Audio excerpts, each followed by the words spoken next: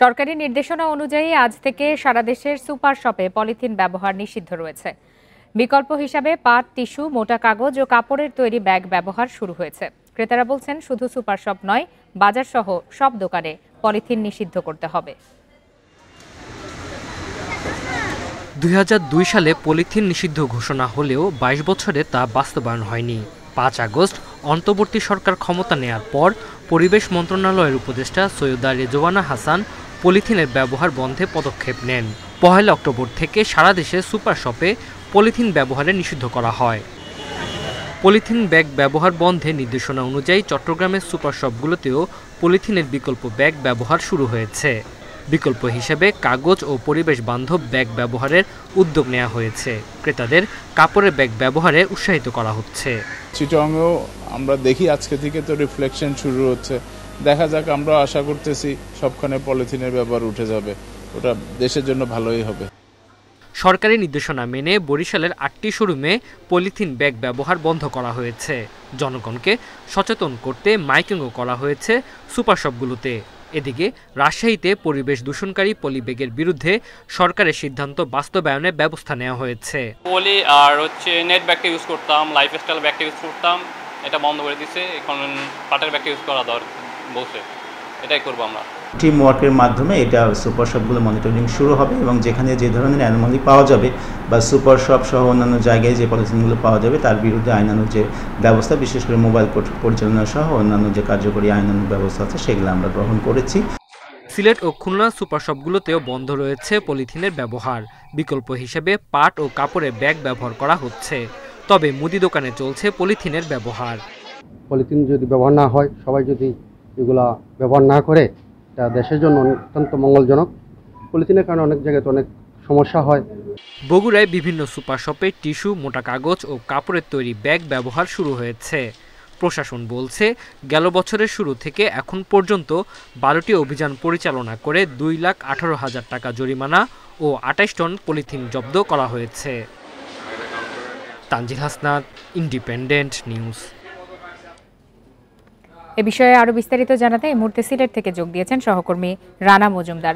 রানা মজুমদার, আজ থেকে তো সুপার শপগুলোতে প্রথম দিন ছিল যে পলিথিন ব্যবহার করা যাবে না, সেক্ষেত্রে সবগুলো সুপার শপ ঘুরে কি চিত্র দেখেছেন এবং যারা ভোক্তা আছেন তারা কি বলছেন?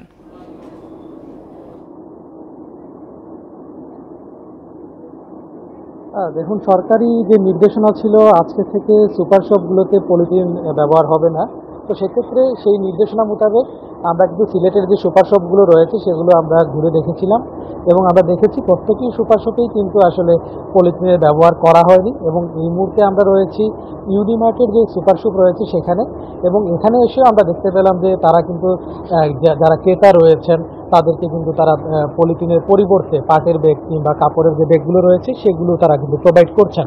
পাশাপাশি এখানকার যিনি দায়িত্বশীল রয়েছেন আমিনুল ইসলাম, তার সঙ্গে আমরা কথা বলেছি। তিনি বলছেন যে আসলে সরকারের যে নির্দেশনা রয়েছে সেই অনুযায়ী কিন্তু তারা পূর্বে থেকেই তাদের যে প্রস্তুতি সেটি নিয়েছিলেন। এর জন্য যে যে ধরনের আসলে ব্যাগের প্রয়োজন, পাটের ব্যাগ বলেন, কাপড়ের ব্যাগ বলেন, সেগুলো কিন্তু তারা আসলে তাদের এই ইউনিমার্টের সুপার শপে তারা এনে রেখেছিলেন। পাশাপাশি সকাল থেকেই যখন কাস্টমাররা এখানে এসেছেন তখন কিন্তু তারা তাদের এই যে পাটের ব্যাগগুলো রয়েছে কিংবা কাপড়ের যে ব্যাগগুলো রয়েছে সেগুলো তারা কাস্টমারদেরকে প্রোভাইড করেছেন। এবং তারা জানিয়েছেন যে এখন এই মুহূর্তে তাদের কাছে যেই ব্যাগটি রয়েছে সেই এক ধরনের ব্যাগের দাম মূল্য রাখা হয়েছে এখন 29 টাকা করে। পাশাপাশি কাপড়ের কিছু ব্যাগ রয়েছে, পাশাপাশি পাটের কিছু ব্যাগ রয়েছে, এবং তারা বলছেন যে পরবর্তীতে এই যে ব্যাগের যে ভেরিয়েশন সেটিতে কিন্তু আরও কিছু ভেরিয়েশন নিয়ে আসা হবে। পাশাপাশি আমরা কথা বলেছিলাম যারা ক্রেতা সাধারণ রয়েছেন, তারা বলছেন যে আসলে দীর্ঘদিন পর এই যে আসলে পলিথিনের পরিবর্তে কাপড়ের ব্যাগ কিংবা পাটের ব্যাগের যে ব্যবহার, সেক্ষেত্রে তারা জানতে চাই তরল বা যেগুলো ভেজা জাতীয় পণ্য যেরকম মাছ, মাংস, এই ধরনের পণ্য আসলে কি ধরনের ব্যাগে নেওয়া হচ্ছে?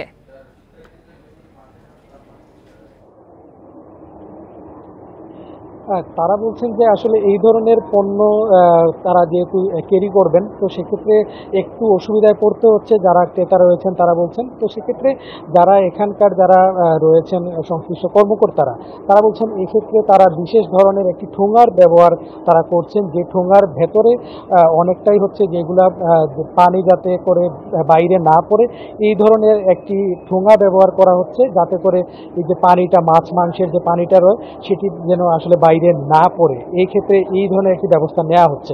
পাশাপাশি যারা ক্রেতা রয়েছেন তাদের সঙ্গে আমরা কথা বলেছিলাম, তারা বলছেন যে এই পুরো ব্যাপারটি নিয়ে একটু সময় লাগছে তাদের ইউজ টু হতে, তবে যত দিন যাবে তত কিন্তু তারা ইউজ টু হতে পারবেন।